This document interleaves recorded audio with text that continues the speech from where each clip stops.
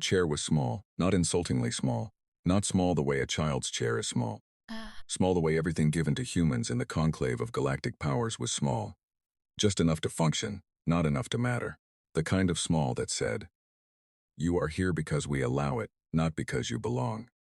Delegate Maravoss sat in it anyway. She sat straight, hands folded on the low desk in front of her, which was also small, and set 3 tiers below the main floor of the chamber, where the real delegates sat with their real desks, and their real water carafes, and their real sense of permanent importance. The conclave chamber was built like a theater, concentric rings of curved benches descending toward a central speaking floor, each ring representing rank. The Varric Dominion sat at the top naturally, 14 seats, deep red sashes, their ambassador a creature called Vorek Tan, who was 7 feet tall, and had not looked at Mara once since the session opened. The Solen Collective sat 1 tier below, their 3 delegates moving in that slow, synchronized way they always moved, like 3 fingers of the same hand. The Preth Assembly occupied an entire ring to themselves despite only fielding 2 representatives, old ones, the kind of old that preceded written language, their gray skin like folded paper, their eyes like something that had already seen everything and found it mildly disappointing.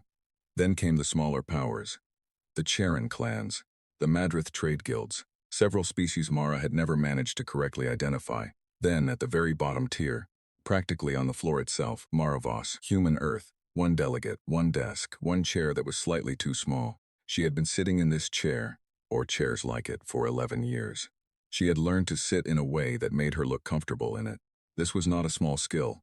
The session had been running for 4 hours. Most of it was, as usual, not about Earth at all. Trade negotiations between the Solen Collective and the Charon clans. A territorial boundary dispute near the Preth Assembly's 3rd research system. A vote on standardized fuel taxation across jump lanes which passed, and which would cost human freighters an additional 12% per transit. A fact that was mentioned exactly once, and met with no discussion. Mara wrote it down. She wrote everything down. She had 6 small notebooks filled with things like this. Things that happened at the bottom of the chamber, while everyone else was looking elsewhere. Vorek Tan finally spoke about Earth at the 3-hour mark. He didn't stand. He didn't look at Mara. He addressed the chamber the way a person addresses a room about a leaking pipe. Technically necessary, faintly irritating, nothing personal. The matter of Earth's colony status, he said. His translator rendered his voice into something flat and slightly nasal in the chamber's shared feed. Specifically the 3 outer settlements, Kepler 7 Station, the Brennan Habitats, and the Mira Agricultural Ring. As agreed in the 42nd session, these were designated as development assets under provisional Varric administrative oversight pending Earth's formal reclassification. Mara kept her hands folded. The Assembly has reviewed Earth's petition for reinstatement of independent colony status. Vorek Tan continued. The petition was found to be insufficient. Earth's fleet capability does not meet the minimum threshold for independent colony protection. Earth's economic output in the outer systems does not meet the minimum threshold for self-sustaining operation. He paused. Just briefly. Just long enough. The Varric Dominion recommends formal reclassification of Earth as a protected primitive world, Category 3. This would render the petition moot and place all outer Earth settlements under permanent Dominion oversight. The chamber did not erupt. There was no dramatic reaction. That was the thing about the conclave. Decisions like this were not dramatic. They were administrative. A Category 3 reclassification was paperwork. It would be filed, indexed, and referenced in future sessions the same way a road tax was referenced. Mara's people, the ones living on Kepler 7 and in the Brennan Habitats and tending the crops on the Mira Ring, would simply continue to exist under a different heading. One of the Preth scholars glanced down at Mara. Just glanced, like checking whether a piece of furniture had moved. Then looked away. Vorek Tan finally looked at her. The delegate from Earth may respond if she wishes, he said. Within the standard 3-minute allowance. Mara stood. She walked to the speaking floor. Her footsteps on the descending steps were the only sound for a moment. Small, even steps, no hurry. She reached the center floor. Looked up at the rings of delegates above her. At their various faces and non-faces and sensory organs pointed in her direction. She said, "I want to thank the Assembly for the time and consideration given to Earth's petition." She paused. "I understand the position." A Charon delegate made a sound that wasn't quite laughter. Almost. "Earth withdraws its petition," Mara said. "We accept the terms of Category 3 reclassification." There was a brief murmur, a few exchanges of data notes between delegates. The Preth scholars did not move at all. Vorek Tan nodded. Something in the angle of his neck communicated satisfaction. Then the motion is. However, Mara said. Vorektan stopped. I would like to submit a formal record of acknowledgement, she continued, in the Conclave's permanent registry. A simple statement of fact for the historical record. She reached into the folder she had carried with her and placed a single paper on the speaking floor's lectern. Not a data file, actual paper. She had printed it that morning. Earth accepts these terms. We understand our place in the current order. We accept the Dominion's oversight. We accept the reclassification. She looked up at the chamber. Her face was composed. Her voice was even. We simply want it noted formally that we asked, and that we were refused, and that we sat at this table for 11 years and asked every time and were refused every time. A pause. Very short. That's all. She picked up the document. Vorektan's aide had already transmitted the official version to her personal reader, and signed it with a pen, on paper, slowly enough that it was visible to the chamber. Vorektan said something to his aide in a low voice. The aide made a sound of subdued amusement. Earth's footnote will be added to the registry, said the session moderator, an automated voice, perfectly neutral. Mara nodded. She walked back up the steps. She sat down in her small chair. She placed the signed document back in her folder. She placed the folder flat on the small desk. She folded her hands on top of it. The galaxy's footnote, said Vorektan, not into the chamber's address system. Just to his aide, in a murmur, but the session's open audio captured it, translated it, delivered it to every earpiece in the room, to Mara's reader. She read it, looked at the words on her screen. She looked up at Vorektan. He wasn't looking at her. He had already moved on to the next item. She said it quietly, not even into the room's pickup, just to herself, or almost to herself, just loud enough for the one Preth scholar who was still, for some reason, watching her. We've been called worse. The Preth scholar looked at her for a moment. Something moved across his ancient folded face. Not quite an expression, the suggestion of one. Then he looked away. The session ended 40 minutes later. Trade updates, fuel tax implementation schedule, a brief announcement about the closure of a disputed lane near the Madreth systems. Mara gathered her things, nodded to the few delegates who passed near her tier. None nodded back, but some registered her presence, which was more than she usually got. She walked out through the lower exit, the one human delegates always used, the one that came out near the maintenance corridors rather than the central atrium. She walked to her office. Small office, lower floor, window facing the gray side of the station instead of the atrium gardens. She sat down. She poured water from a plain container, drank it slowly. Outside, through the gray window, she could see a sliver of space, stars, black distance. The station's maintenance arms extending out into nothing. She opened her reader. Found the message address she had kept in memory for 11 years, updated every 6 months as protocols shifted. She opened a new encrypted message. She thought for a moment. She typed 2 words. She stared at them. She pressed send. Then she sat back and looked at the stars. And for the first time in 11 years, she did not make a list of anything. She did not write in her notebook. She did not review session recordings or prepare responses to pending motions. She just sat. Somewhere several hundred light years away, or much closer than anyone would have guessed, in places that were not on any chart, the message arrived. 2 words. Begin transit. And in the dark, in the silence between stars, in the void behind gas giants and inside the shadows of dead systems, and deep within the electromagnetic noise of places no galactic survey had ever bothered to properly map, things that had been still for a very long time began, very slowly, to move. The stars outside Mara's window did not change. The maintenance arms extended and retracted. The station hummed with its own familiar rhythm. Nothing looked different. That was the point. That had always been the point. Mara finished her water, rinsed the glass, set it on the shelf above her desk where it always sat. She thought about Kepler 7 station, about the people living there now under Dominion oversight, doing whatever the Dominion required of them, sending their data to Varric administrators instead of to Earth. She thought about the Brennan habitats, about the Mira agricultural ring, good soil, her briefing said, rich output, the Dominion would use it well. She thought about Vorektan's voice. The galaxy's footnote. She picked up her notebook, the 6th one, almost full. She wrote the date. Then she wrote, 11 years, 4 months, 17 days. I signed the document today. She paused. Then she wrote, they have no idea. She closed the notebook. She turned off her desk lamp. She went to bed. Outside, the station turned slowly in space, its lights dotting the hull, its gardens lit behind glass, its 17 tiers of importance arranged just so. The Varric Dominion's diplomatic shuttle was still docked in the upper port. The Preth Assembly's ancient transport sat in its berth, older than the station itself by about 2 centuries. One small human shuttle sat in the lowest berth. Practical design. No weapons worth mentioning. Registry numbers updated yearly, always on time, never a problem. The stars held still, for now. In a meeting room 3 levels above Mara's office, Vorik Tan was hosting a small dinner for his senior diplomatic staff. The food was excellent. The conversation was light. The session had gone smoothly. The reclassification had passed without incident. The human delegate had been, as always, no real problem. Someone made a joke. Mara hadn't heard it, but she could have guessed its shape. They laughed, poured more of whatever they were drinking. The session recorder clicked off. Another day in the conclave. Another item filed and finished. Vorik Tan looked out his window, the upper window, the one facing the atrium gardens, the one with the full view of open space beyond, and felt the particular satisfaction of a thing cleanly concluded. He had no reason to look at the stars with any special attention. He did not look at the stars with any special attention.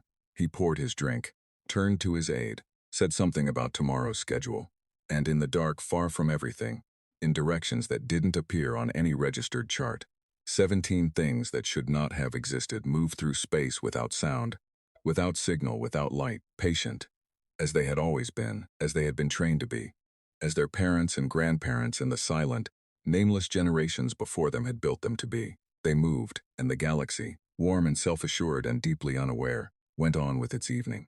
The name of the project was never written down anywhere that could be found.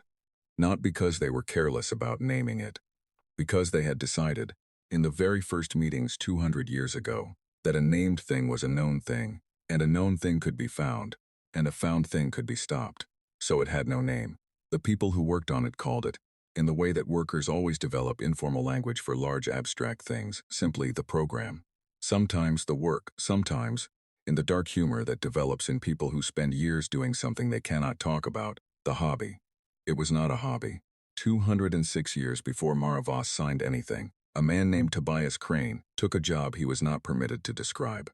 He was 31, an engineer, good with welding rigs and hull stress calculations, excellent at working in vacuum conditions without losing focus, and above average at keeping his mouth closed about things that weren't his business.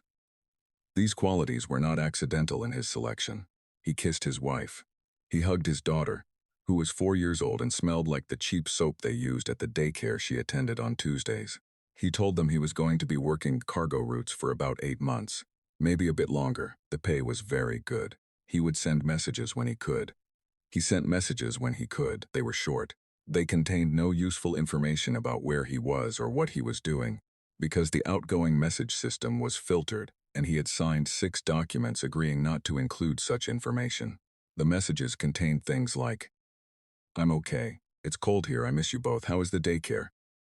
His daughter grew up thinking her father worked cargo. He worked in a shipyard. The shipyard was behind Saturn, not in orbit around Saturn. Behind it, tucked into the permanent shadow of the gas giant's night side at a distance that put it outside the range of any commercially operated sensor network. The shipyard was not one structure. It was 17 structures, spread across a zone of space about the size of a small moon, connected by transit tubes and sealed corridors and the kind of zero communication, operational protocols that made the whole complex feel, some days, like a very large monastery. Tobias Crane welded hull plating. The hull plating was for ships, very large ships. Ships of a class that had no existing designation in any fleet registry, because ships of this class had never existed before. The design team, which Tobias never met, which operated in a separate structure 300 kilometers away, had apparently spent 40 years on the hull geometry alone, running simulations against every weapons system currently deployed by every major galactic power. The hull plating Tobias welded was the result of 40 years of those simulations. It was very good hull plating. He welded it for 6 years. In 6 years, he completed his section of one ship's forward port quarter. When he left, transferred out, sent home with a pension and a new set of documents to sign, he had no idea how large the ship was. He had only ever seen his section. The shipyard was built that way on purpose. No single worker saw the whole thing. No single worker could go home and, even accidentally, describe the whole thing. He went home. His daughter was 10. She barely remembered him at first, and then slowly, over weeks, she did. And they became the kind of father and daughter who were quietly awkward and quietly loving in equal measure. He never told her. He thought about it sometimes, particularly in the last years of his life. When he was old and the arthritis made his hands ache and the news carried stories about the Varek Dominion's latest territorial expansion, another colony system absorbed, another species reclassified, the Galactic Order doing what the Galactic Order did. He thought about his section of the ship, about whether it was finished, about what it looked like, the whole thing, when it was done. He died without knowing.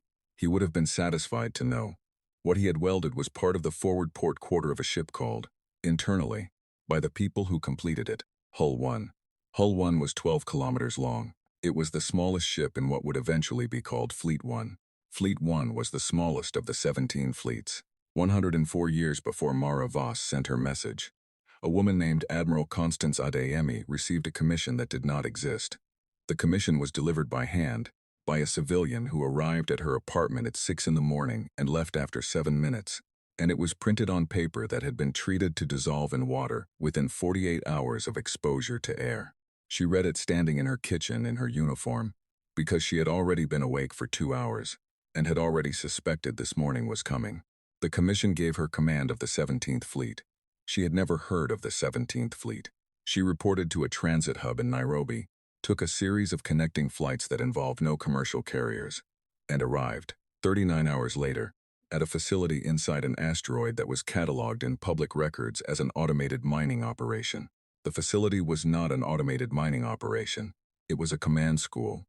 Kind of command school, where the curriculum included things like how to fight a war when the enemy does not know you exist, and how to win a battle when you are not permitted to be seen losing one, and how to keep 10,000 people operational, cohesive, and mentally intact while those 10,000 people live their entire careers without being able to tell their families what they do. She spent 3 years at the school. Then she took command of the 17th Fleet, which she finally saw for the first time on the day she boarded her flagship. She stood on the bridge, looked out the forward viewports.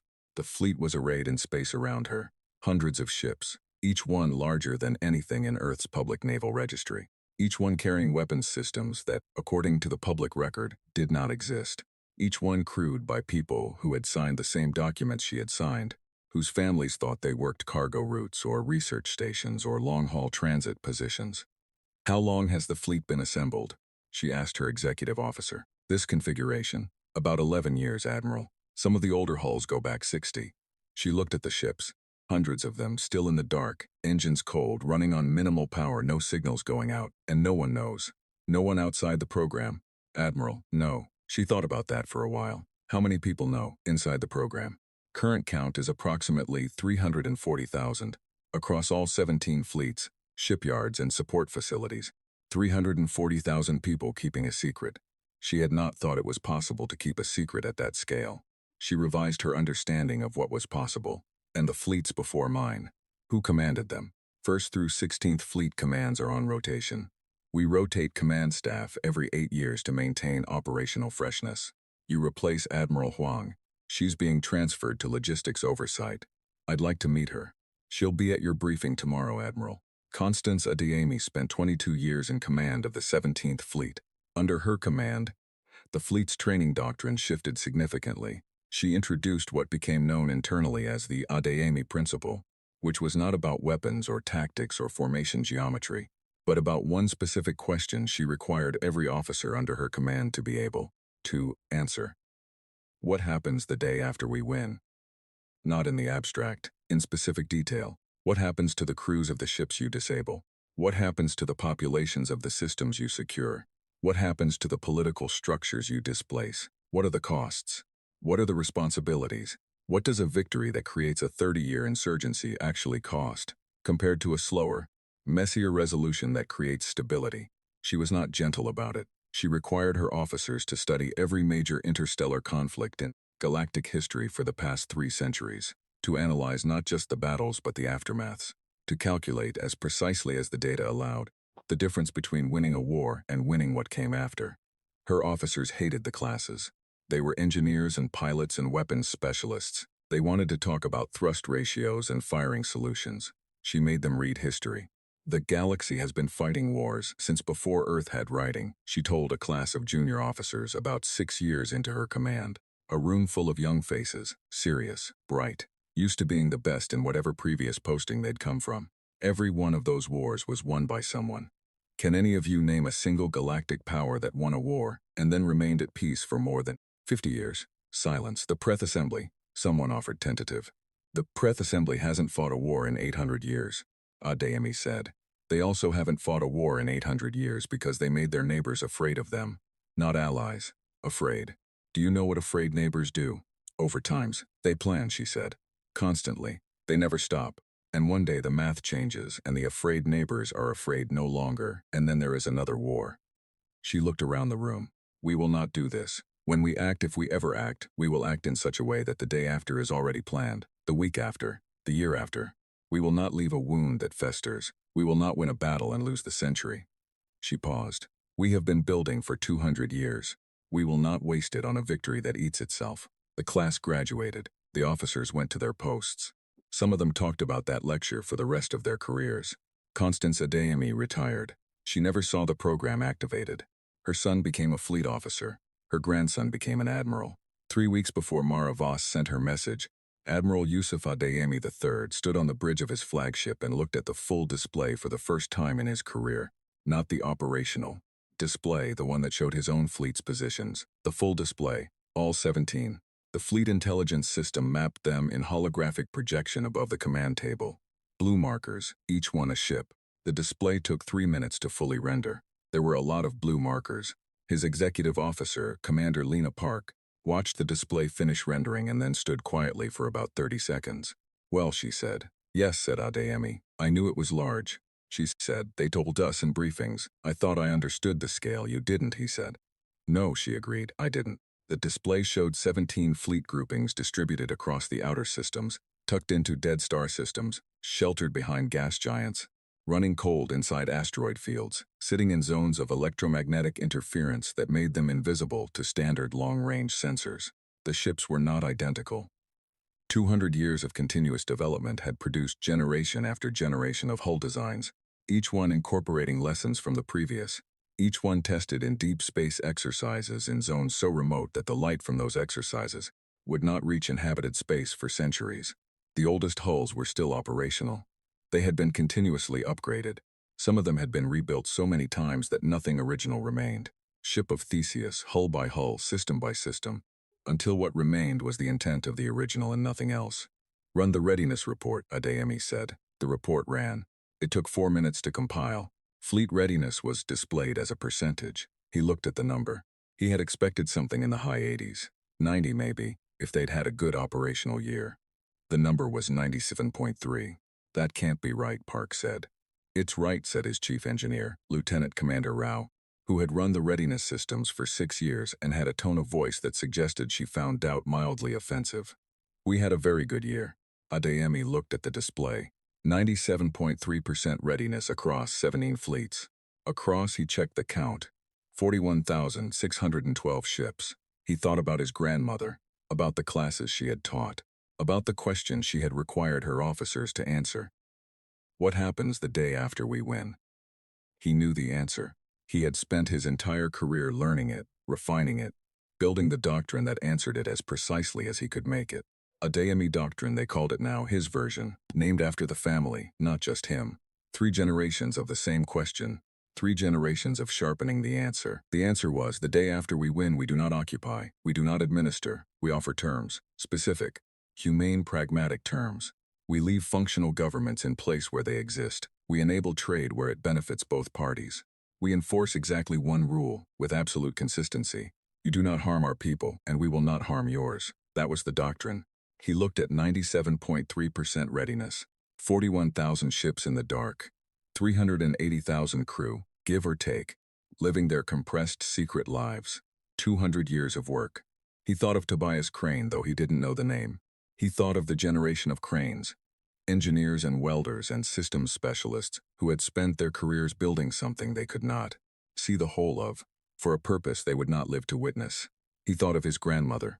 He thought of Maravoss, sitting in her small chair, in her small office in the station where she had spent 11 years being ignored. His personal comm chimed. He looked at the message.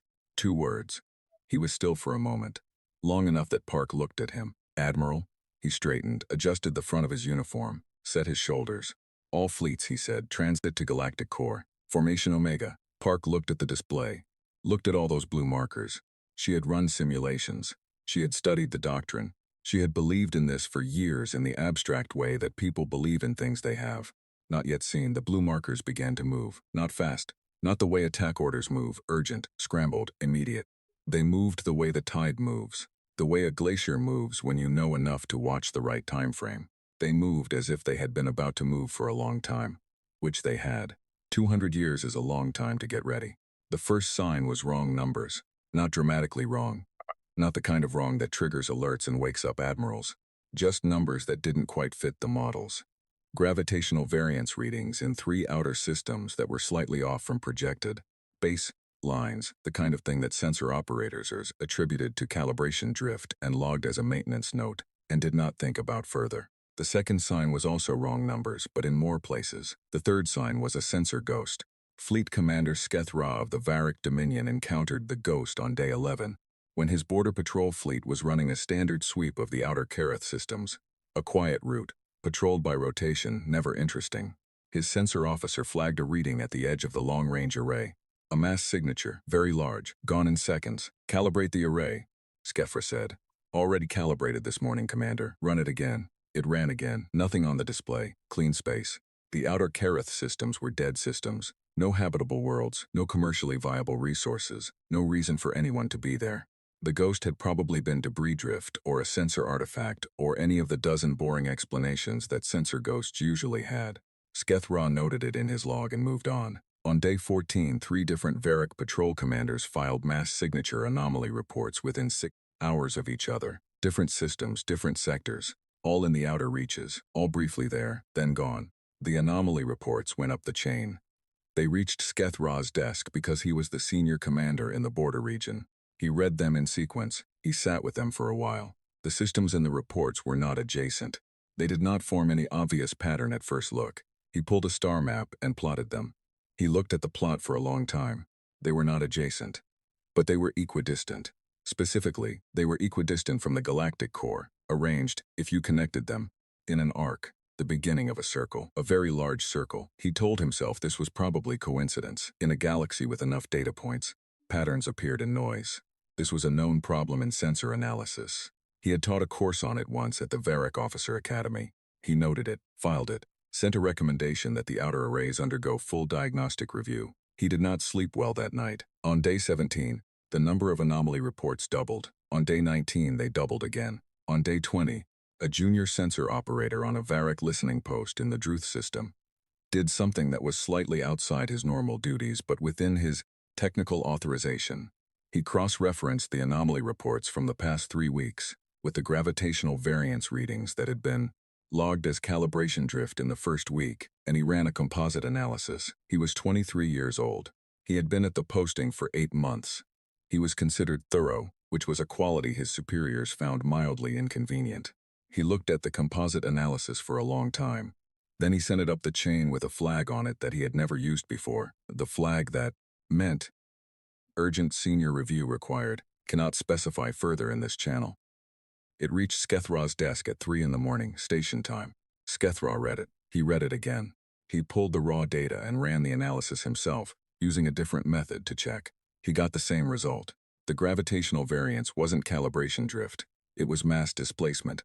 The gravitational wake left by very large objects moving through space. The readings, mapped across the 3 weeks of accumulated reports, showed not random noise, not coincidence. They showed vectors, directions of travel, convergent paths. Everything was moving toward the galactic core.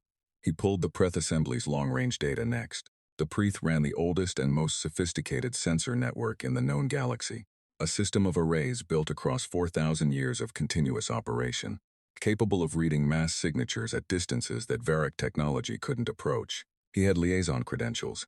He used them. He submitted an emergency data request. The Preth responded in 40 minutes, which was unusual. They typically took days. The data package they sent was flagged at the highest sensitivity level. He opened it. He looked at the numbers. He looked at them for a long time. The Preth data resolved the sensor ghosts into something clear and specific. Not fragments, not drifting debris, ships. Individual ship mass signatures, coherent and consistent, moving on coordinated vectors. The Preth system had identified the signatures by mass class. It could not identify hull type or armament at this range. but it could tell the difference between a patrol vessel, a destroyer, a cruiser, a capital ship, and something for which it had to create a new classification category.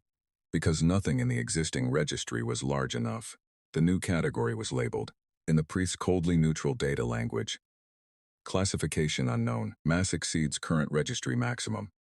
There were many entries in the new category, and they were arranged, in the Preth display, in a pattern that Sketh-Ra recognized immediately. Not because he had seen it before, because he had studied military doctrine his entire career, and there was only one thing a convergent encirclement, pattern with no weapons active signatures could mean. Not attack formation, not invasion formation, containment formation. Every major system in known galactic space, every key trade hub, every military installation of significance, being surrounded quietly, geometrically, without a single active weapon signature or comm transmission from the outside in, like a hand closing, slowly, around a very fragile object it did not intend to crush. The question was what it intended. Sketh-Ra sat in his command chair. He had fought 30 wars. He had commanded fleets. He had ordered attacks on 6 separate species in the course of his career, and had won every engagement he was ordered to win, which was all of them. He had a record that was, by Varric standards, exemplary. He was 57 years old and had been in military service since he was 16 and had never in his life encountered a problem he could not categorize. He was having trouble categorizing this. He looked at the sensor data again. He looked at the signature counts. He looked at the mass classifications. He thought about the Varric Dominion's entire military force, every fleet, every outpost, every ship currently operational. He had the numbers memorized because that was the kind of officer he was.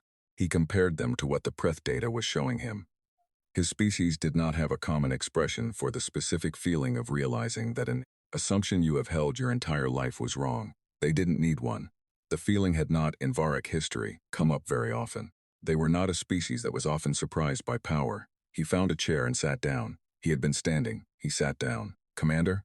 said his bridge officer. Sketh-Ra never sat down on the bridge. It was simply not something he did. "Get me the border command frequency," Sketh-Ra said. "All ships, emergency channel." "Yes, Commander." "Should I flag it as?"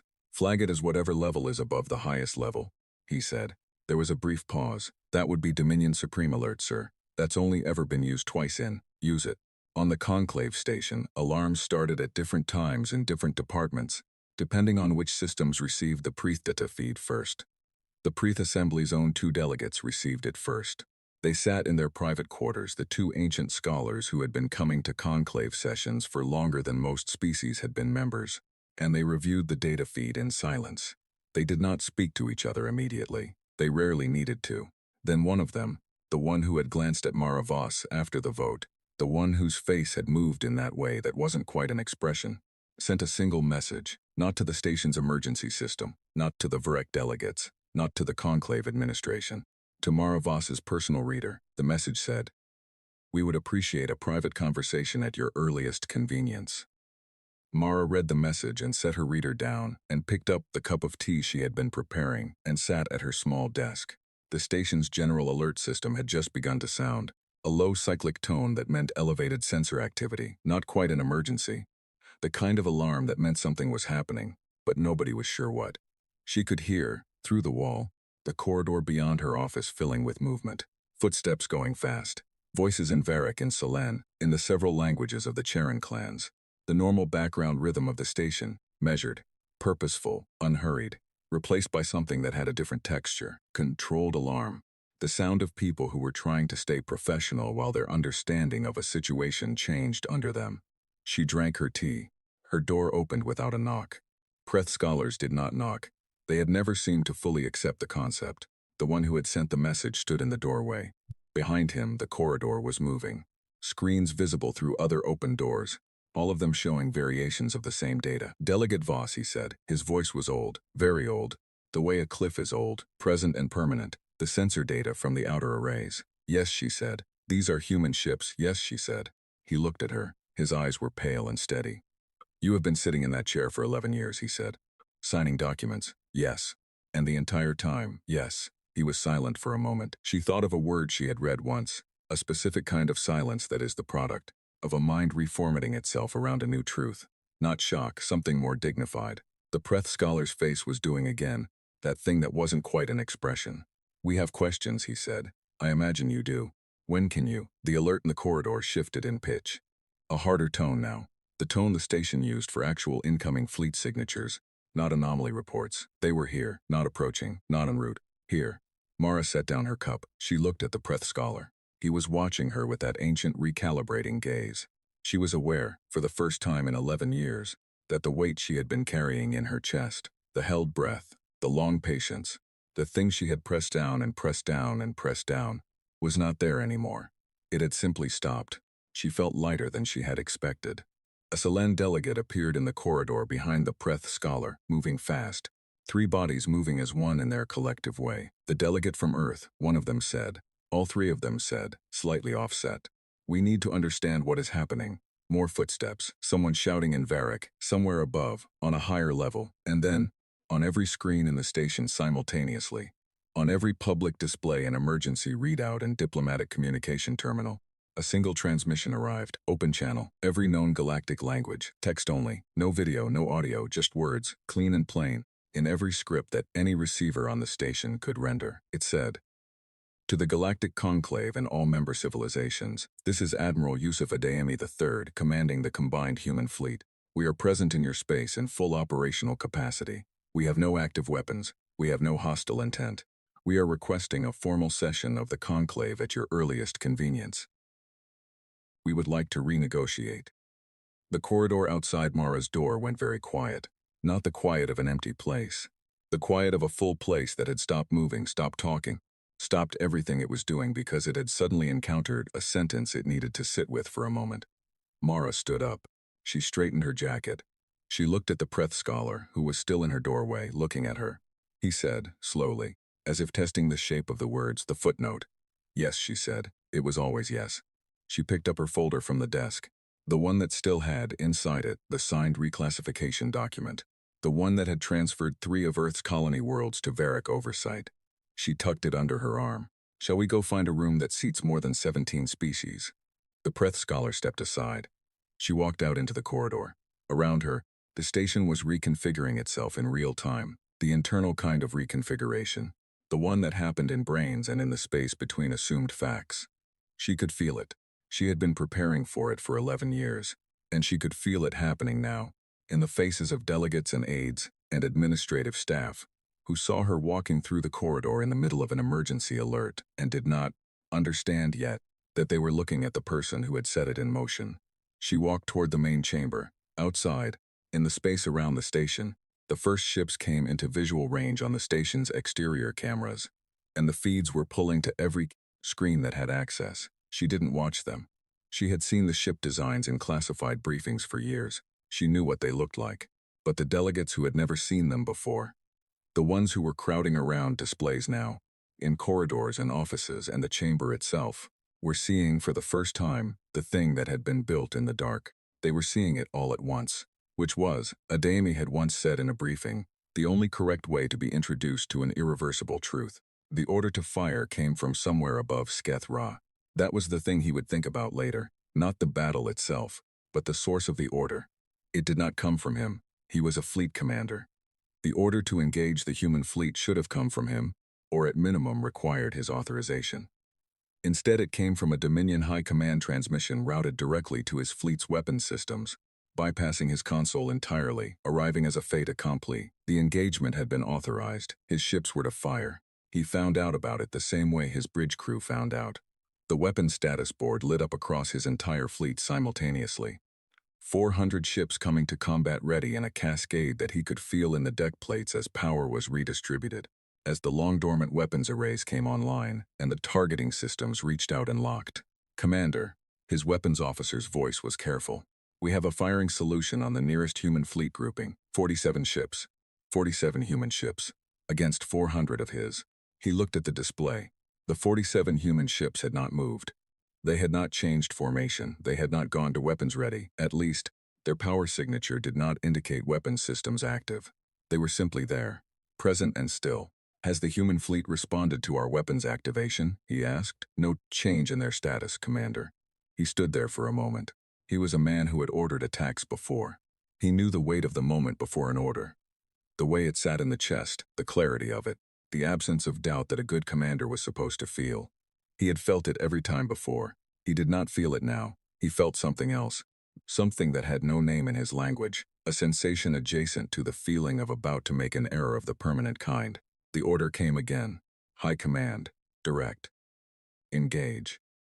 He engaged. 400 Varric ships opened fire. The first volley hit the human formation in a wave. Energy weapons, mass drivers. The full offensive capacity of a Varric border fleet. Against any other 47 ships in the known galaxy. The first volley would have ended the engagement. The human shields held. Not partially, not barely. They held completely. Clean readings on the sensor display. The energy dispersal patterns showed the volley spreading across the human ship's hull geometry and dissipating. The human ships did not even move under the impact. Their formation did not shift. Their power signatures did not spike the way a shield system under stress was supposed to spike. "How is that possible?" said his tactical officer. Not a question. The tone of a statement about a thing that should not be true. "Second volley," Skethra said. Second volley, the same result, but now the human ships moved. Not back, not away, they moved forward. Slowly, a closing maneuver, neat and precise, reducing the range between their fleet and his. They were still not showing active weapons signatures. They were closing range under fire from 400 ships, and they were not firing back. "What are they doing?" someone said on the bridge. Skethra was watching the display very closely now. The human ships were moving into a pattern he recognized from his tactical training. Distributed engagement formation, designed to maximize coverage of a target area, while minimizing concentration of force on any single point. It was a classic pattern. He had studied it. The Varric used a version of it. The human version was cleaner. "Weapons active," his sensor officer said. The tone had changed again. There was something in it that Skethra had not heard in his officer's voice before, in 30 years of service. "Human fleet weapons systems are now online. Brace for," his tactical officer began. The human fleet fired. 400 Varric ships. 400 targets. The human fleet's fire was precise in a way that Skethra had not believed was possible at this range, at this density of engagement. Each human ship appeared to have already completed firing solutions on multiple Varric targets simultaneously. And the fire came in sequence, ship by ship down the formation, not a wave but a cascade, controlled and exact. They targeted propulsion. Only propulsion. Skethra's own ship was hit twice in the span of 8 seconds. The ship shook, not catastrophically. Not the way a hull breach felt, but firmly. The way something large and purposeful had decided to move it. Every console on the bridge flickered. "Engines," said his engineer. "Just status. Propulsion offline. Maneuvering systems offline. We are a pause. Short and precise, adrift. Weapons. Life support, green across all systems." He stood with that for a moment. Life support green. Every system that kept his crew alive was functioning. Nothing was burning. No hull breach. No casualties. The damage reports coming in from across the fleet were the same, ship after ship. Propulsion offline, weapons offline. Life support nominal. His entire fleet, 400 ships, crippled in approximately 3 minutes of exchange, floating, helpless, intact. He pulled up the sensor display on his personal reader. The ship's main display had gone with the power redistribution. The human formation had stopped. They were not advancing. They had not closed to a range where his disabled ships would be in danger of collision. They had achieved the exact tactical result they wanted. His fleet immobile, unarmed, alive, and they had stopped. 30 seconds of silence on the bridge. The kind of silence that 30-year officers were not accustomed to. The kind that took up space. Then a voice came through his bridge speakers. Human voice, rendered in standard galactic translation, flat and clean, the way all translation systems rendered things. Without accent, without the specific weight that a voice carried in its original language. He would think about that later too. About what the voice had sounded like in its own language, whether it had been calm or whether calm was just what the translation system delivered. "Fleet Commander Skethra," the voice said, "your crew is unharmed. Your ships are secure.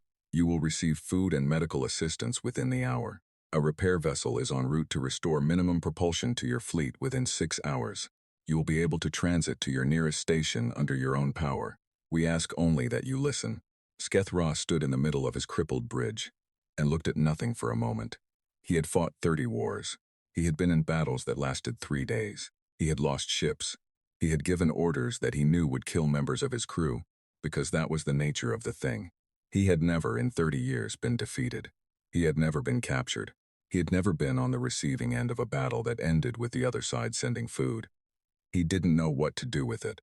"They're sending us food," his bridge officer said, quietly, like he was testing whether the words made sense. Yes, Skethra said. While we're disabled. Yes, a long pause. What does that mean, Commander? Skethra thought about the pattern he had recognized in the human formation. Clean, classical. Studied from the same sources every galactic military studied, and then refined into something quieter and more precise. He thought about the choice to target propulsion.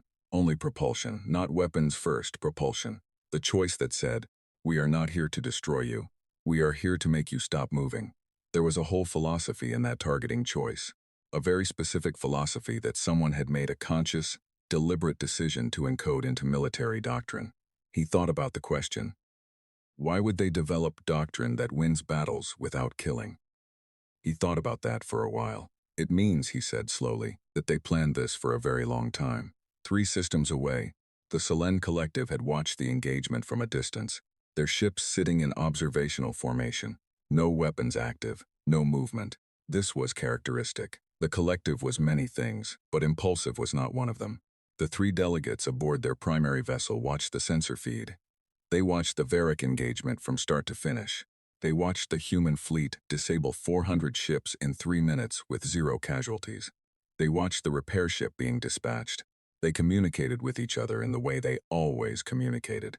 Simultaneously, in the shared processing space that their biology provided. The conversation took 11 seconds. Then they opened a back-channel transmission to the human fleet command. The message was very short. We are prepared to negotiate immediately, at your convenience. The Collective had not always been a cooperative partner to humanity. They had imposed trade fees that amounted to extraction. They had blocked human access to several key transit lanes for decades. They had voted consistently to keep humanity categorized at levels that limited human influence in galactic affairs. They had also, in 11 seconds of shared processing, concluded that all of those positions were no longer worth maintaining. The Selene Collective was not a species that confused past behavior with present circumstance. They were traitors. They understood when the terms had changed. The Human Fleet Command acknowledged the message. A human negotiating team would meet with collective representatives within 48 hours. The collective's delegates sent the acknowledgement to each other. 11 seconds of shared processing again. Then one of them sent a separate message to the others that translated, roughly, as, "We should have spoken with them differently years ago." The other 2 did not disagree. In the 6 hours it took for the repair ships to reach Skethra's fleet, he sat in his command chair and read everything his intelligence system had on Earth. He had read Earth's profile before. Everyone had. It was a brief document. Category primitive, single inhabitable world, 7 small colony stations of limited resource value, 1 diplomatic representative at the Conclave, fleet capability rated as minimal. The profile was 20 pages. He read it in a new way now. He looked at what it said about Earth's fleet. The ships that had been catalogued, the ones Earth had shown to the galaxy. He compared them to what had just disabled his 400. The ships that were on record were not the ships that had just defeated him. They were not even in the same category. The ships on record were smaller, slower, differently armed, older looking, the kind of ships a primitive civilization would field. He thought about the 200 years of gravitational variance that had started appearing in the outer system readings that everyone had logged as calibration drift, because the idea that they were something else required an assumption that no one had been willing to make. He thought about what it took to build what had just defeated him, not just the ships, the secrecy, the capacity to keep the existence of something this large hidden for what must have been, given the ship generations on display, multiple human lifetimes, to show the galaxy one thing and build another, to field decoys and maintain them, and keep every person who knew the truth from speaking it, for longer than most galactic empires had been continuous. He thought about the word, patience. In his own language, it was not a word the Varric used positively. Patience was what prey exercised, what the weak did while the strong decided their fate. He was revising that. The food arrived. Simple containers, human-made, standard nutrition packs. They were delivered by a small, unmanned vessel that docked with his ship's emergency port without being asked. The nutrition packs were calibrated for Varric biology. Someone had looked up the dietary requirements before sending them. He opened a container, ate slowly, looked at the wall of his damaged bridge. He thought about the voice on the speakers. "We ask only that you listen." He had 30 years in the military, 30 years of understanding power. He had built his career on the premise that power was force, That force was demonstrated by its application, that the measure of a military was what it could destroy. He was 48 hours from submitting his retirement papers. He didn't make the decision then, in that moment. He made it slowly, over the 6 hours it took for propulsion to be restored. He made it the way a structure shifts before it falls. Small movements, each one small, adding up to something irreversible.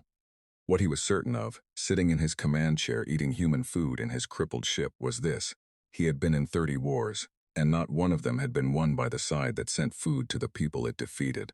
He didn't know yet what that meant, but he was going to think about it. On the Conclave station, Maravoss was standing at the center podium of the main chamber. The chamber was full. Every seat. Species that had not attended a full session together in 2 years. Because full sessions were rare. Because emergencies were rare. Because the galactic order was generally stable enough that emergencies did not often require everyone to be in the same room at the same time. They were in the same room now. She placed a folder on the lectern. Inside the folder was a single document, not the signed reclassification, a new one, printed that morning. She looked up at the chamber. 17 tears, all of them looking back at her. She thought, I have been waiting 11 years to stand at this lectern. She thought, no, longer. Some of the people who built the fleets never got to stand here, never got to see this. She was standing here for them too. For Tobias Crane, who welded hull plating for 6 years and went home to his daughter and never said a word. For Constance Adeyemi, who taught her officers to ask what happens the day after and retired before she could see the answer. For the 380,000 people currently serving in 17 fleets, living compressed and secret lives, waiting for the word that it was done, she thought, I will not waste this. New terms, she said. Her voice was even. The chamber was quiet enough that she did not need to raise it. For everyone. She opened the folder. She began to speak. The negotiations lasted 11 days, not because they were difficult exactly. They were difficult in the way that all large things are difficult. Full of details, full of people who needed to be heard, full of moments where language failed to carry the precise weight of what was being said. But the fundamental structure of the negotiation was not difficult, because the fundamental structure was not actually a negotiation. It was, under the polite surface of the word, something else, something closer to. Here are the terms. Tell us which parts you need to discuss. This was not a criticism of the humans. It was simply the truth of overwhelming leverage, and the humans had the decency not to pretend otherwise. Maravoss led the human delegation. She had 2 advisors, specialists in galactic trade law, people who had spent their careers inside the program, preparing for exactly these 11 days. She had Admiral Adeyemi available by secure communication from his flagship. She had in the background the fact of 41,000 ships. She did not mention the ships. She did not need to. Everyone in the room was already aware of them. They sat in people's awareness the way a large animal sits in a room. You don't have to look at it to know it's there. The first thing on the document was the simplest, the 3 colony worlds, Kepler 7 station, the Brennan habitats, the Mira agricultural ring. Mara placed the original reclassification document on the table, the one she had signed, the one she had kept in her folder for 3 weeks, carrying it to sessions and back to her office and back to sessions again. She pushed it across to the Varric representative.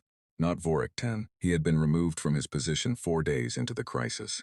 This was a different Varric official, a woman named Sekmara, who had the look of a person who had received a sudden promotion under difficult circumstances and was conducting herself with professionalism. Despite it, Mara respected her for that. Void it, Mara said. Mara looked at the document, looked at Mara. The 3 systems, she said. You want them returned. We want them recognized as having always been ours. Mara said. The voiding of the document reflects that, not a return. An acknowledgement that the transfer was invalid.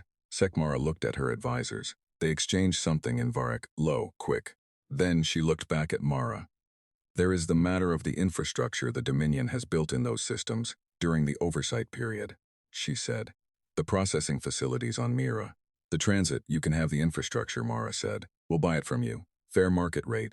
Assessed by a Preth evaluator, which both parties will accept as binding. She paused. We're not interested in punishing the Dominion for what it built. We're interested in our people living on their own worlds without reporting to your administrators. Sekmara absorbed this. There was a pause that Mara recognized as the pause of someone calculating whether this was a trick. It wasn't a trick. Mara had spent 11 years watching what tricks looked like. She had become very good at not being one. Agreed, Sekmara said. That was the first afternoon. The 6 additional worlds came on day 3, and they required more conversation. These were systems the Varric had absorbed over the past 40 years, not human worlds, but inhabited worlds. Species classified at various low tiers of the galactic hierarchy. 2 worlds of the Cheth, a burrowing species the Dominion used for subsurface mining operations. A water world called Seren, whose people were small and fast, and had been building boats for 6,000 years when the Dominion arrived. 3 others, all of them now under Dominion administrative oversight, which was a clean phrase for something less clean. The Dominion had not expected these to be on the table. Mara looked at the relevant section of Mara's document for a long time. This concerns species that are not human, she said. Yes, Mara said. Your leverage in this negotiation derives from your military capacity, which you developed to address human interests. You are applying it to. We are applying it to the terms we consider fair, Mara said. You're right that no one asked us to. We're doing it anyway. She looked at the Varric representative with an expression that was not aggressive and not apologetic. An expression that simply occupied the space the argument would have needed. We have the capacity to care about more than ourselves. We decided to use it. The Preth scholar, the one who had been watching Mara for 11 years, the one with the face that made suggestions of expressions, was seated at the edge of the room as an observer. He was not a party to the negotiation. He had come every day regardless and seated himself in the same chair and watched with the attentiveness of something that was learning a lesson it had needed for a very long time. On day 3 in the break period, he found Mara at the refreshment station. The 6 worlds, he said. You gain nothing tactical from their release. No, she said. Then why include them? She poured water, drank some, set the glass down. Because we could, Shane said. And because there is a difference between could have helped and didn't. And didn't know and couldn't. We knew. We can, so. He was quiet for a moment. The session after this one, he said. The Preth Assembly would like to formalize a research exchange with Earth. We have data from 4,000 years of scientific observation. We would like to know what you have been learning, in the dark, for the past 2 centuries. Mara looked at him for a moment. She thought about what 4,000 years of Preth data represented. She thought about 200 years of human engineering, physics, material science, weapons development, propulsion research, all of it off-book, all of it unshared, all of it building on itself in secret. We'll put it on the agenda, she said. He nodded, and did something she had not seen him do in 11 years of watching him from her low tier in the chamber. He inclined his head, not a bow. The Preth did not bow, something more deliberate than that. The specific acknowledgement that one ancient, certain thing gives to another thing it has newly found to be significant. The Selen collective the negotiations lasted 2 days and were the most technically complex part of the process. Trade law is always the most complex part. Mara's advisors handled the granular work. The broad strokes were settled in the first hour. All transit fees applied to human shipping were to be renegotiated from zero, on current market basis, with no legacy charges applied. The lanes that had been closed to human traffic for decades would open. A joint trading committee, with equal human representation, would be established to handle future disputes. One of the Selen delegates said, in the way the collective spoke when they were being as close to personal as they got. We should have arrived at this arrangement some years ago. Mara said, yes, the collective delegate processed this. You are not going to tell us it's all right. It's not all right, Mara said, but it's done. We're talking about what happens next. She looked at the 3 faces, all of them angled toward her in their synchronized way. What happens next is what matters to us. The collective processed this for 11 seconds. We find this approach, one of them said, and then all 3 said together. Efficient. Mara thought it was probably the nicest thing the collective had ever said to a human. On day 7, Admiral Adeyemi flew in from his flagship. He had asked to be present for the Preth session, which was the one part of the negotiation conducted in private. He arrived at the station, walked through corridors where delegates and staff looked at him with the specific expression of people revising a long-held estimation. He was not an impressive-looking man, physically. Average height, gray at his temples, the slightly tired eyes of someone who had been running a command operation for 3 continuous weeks. His uniform was plain.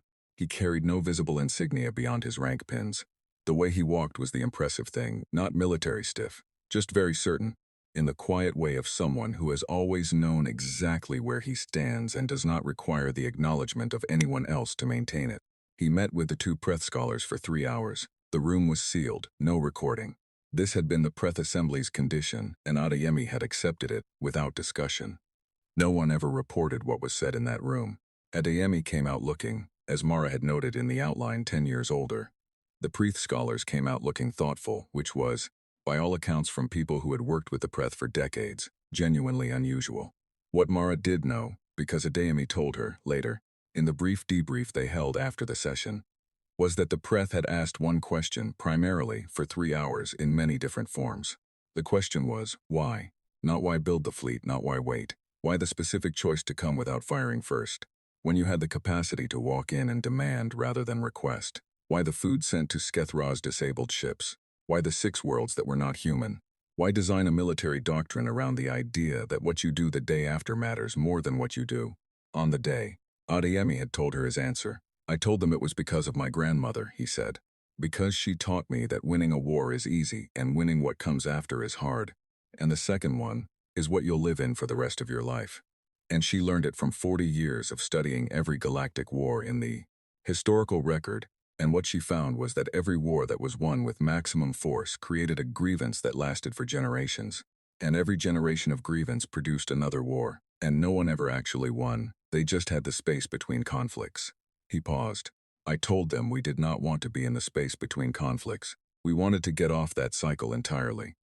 Mara had asked what the Preth said to that. They didn't say anything for about 4 minutes, Adeyemi said. Then one of them asked whether I thought it would work. What did you say? I said I had no idea, he said. I said we thought it was worth trying. The new galactic charter was completed on day 11. It was longer than the previous one. It covered trade. It covered colony status and sovereignty.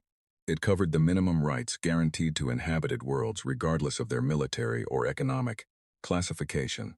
It covered dispute resolution. It covered the new galactic council structure, which now included a human seat at the primary tier, equal in standing to the Varek Dominion and the Selen Collective and the Preth Assembly. 1 seat, at the same height as everyone else. 14 species signed it. The Varek Dominion signed last. Mara placed her seal on the document with the air of a person doing something they had decided to do cleanly rather than reluctantly, which Mara appreciated. She had not enjoyed the Dominion's behavior over 11 years, but she did not enjoy watching them diminished either. It was not about diminishment. It was about terms. The signing was not a ceremony. There was no event. The chamber was not decorated. They sat at the table one by one and signed, and that was all. On the day after the signing, Lieutenant Dani Reyes waited outside the main chamber. She was 23. She had been born on the Brennan habitats. Born while the habitats were under Varek oversight. Born to a mother who had worked 11 years in the resource processing operations the Dominion ran there. She was in the fleet, Fleet 12, 3rd Division, junior officer, the youngest rank that had been cleared for station presence during the negotiations. She had not been in the negotiating sessions. She had been in the corridor. For 11 days, she had watched delegates come and go. She had watched Maravoss walk through the corridor every morning with her folder. She had watched Adeyemi arrive on day 7 and leave on day 9. She had watched the Preth scholar incline his head. She waited for Adeyemi outside the chamber after the signing. He came out with Mara and 2 advisors, all of them talking quietly, all of them with the texture of people who had just finished a very long run and were not yet sure how to hold their arms. Reyes stepped forward. Admiral. He looked at her. Took in the rank pins, Lieutenant. I'm Dani Reyes. I was born on the Brennan habitats. Something moved across his face. Not quite expression. Recognition, maybe. Or the thing adjacent to it. The awareness of what a name like hers carried in this specific moment, in the corridor of this specific station, on this specific day. I know what you're going to ask me, he said. Sir. She kept her voice level. She had been practicing it for days. They took our worlds. They called us primitives. They made my mother work in their labor operations for 11 years. And we just... She paused. And the pause had edges. We just talked to them. Adeyemi did not answer fast. He looked at her for a long time. The way her grandmother had looked at junior officers who asked questions she thought mattered. Not evaluating, actually looking. Yes, he said. Because your mother is alive to hear about it. Reyes held this. She had known that was the answer. Some version of it. She had known it would be reasonable and correct in the way that answers to hard questions were sometimes reasonable and correct without being enough. She did not feel that it was enough. She felt that 11 years of her mother's life existed somewhere in the space between the question and the answer, and that no amount of signed charters moved those years. She did not say this. She nodded. Yes, sir. He held her gaze for a moment longer. He did not tell her she was wrong to feel what she felt. He did not re-explain. He just held the gaze, and in it was something she recognized, later, as the same thing the answer always carried when it was real. I know it's not enough. We're doing it anyway. He walked on. She stood in the corridor. She thought about her mother, about the habitats, about the soil on Mira, which she had read about in briefings but never seen. Rich soil, her briefing said. Ready for planting, ready to be theirs again, she thought. Alive to hear about it. She thought. It's not enough. She thought. But the habitats are ours. She did not reconcile these. She held them both. She was 23 years old, and she was going to have to hold them both for a long time. And she had enough self-knowledge to suspect that the holding of both was what the next part of her life was going to be built from. She went back to her post. Maravoss spent the evening alone in her office. She had that morning been offered a larger office. A human delegation now had rooms on the primary floor. Actual rooms, with windows facing the atrium. She had declined for now. She would move eventually. But not tonight. She sat at her small desk, the small window, the gray view. On the shelf above her desk was the glass she always rinsed and replaced there. She had done it 11 years in a row. She was going to do it tonight, and then when she moved offices, she would take the glass. She opened her desk drawer. Inside, where she had placed it on the night of the session 3 weeks ago, was the original reclassification document, not the copy she had used in the negotiation. That one had been voided and filed in the Conclave record. This was her copy. The one she had signed with a pen while Vorik-Tan's aide made a sound of quiet amusement. She took it out.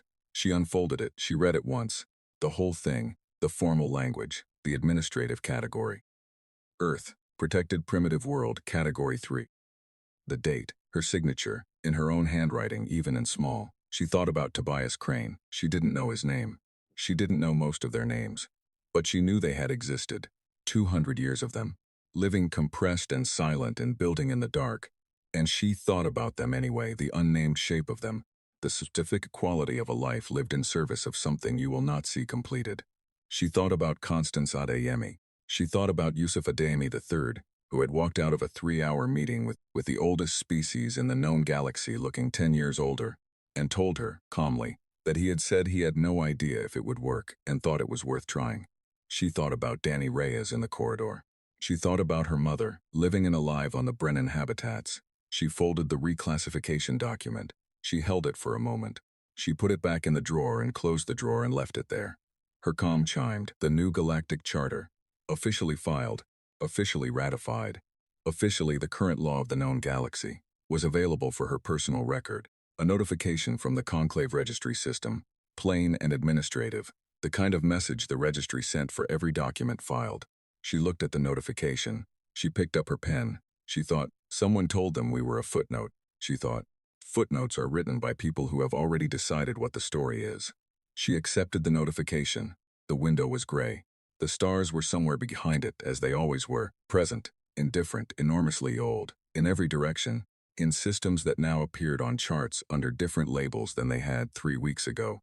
Things were adjusting. Governments were filing reports. Fleet commanders were writing analyses. Species that had never thought much about Earth were thinking about Earth. The galaxy was doing what large things do when a piece of their understanding turns out to be wrong. Slowly, noisily, grumpily, it was updating. It would take time. It was going to take a lot of time. Most things worth doing took a very long time. Mara turned off the lamp. Outside, the atrium was lit, and the station turned in space, and the stars that the Varric senator had called Earth's context were there. All of them. The same stars they had always been. The ones that Tobias Crane's daughter grew up looking at. The ones that Admiral Constance Adeyemi had watched from the bridge of a fleet that didn't officially exist. The ones that a 23-year-old girl on the Brennan habitats had pressed her face to a porthole to see when she was small, wondering what was out there. The galaxy, it turned out, had misread the footnote. The footnote had always been the whole story. They just hadn't bothered to read it yet.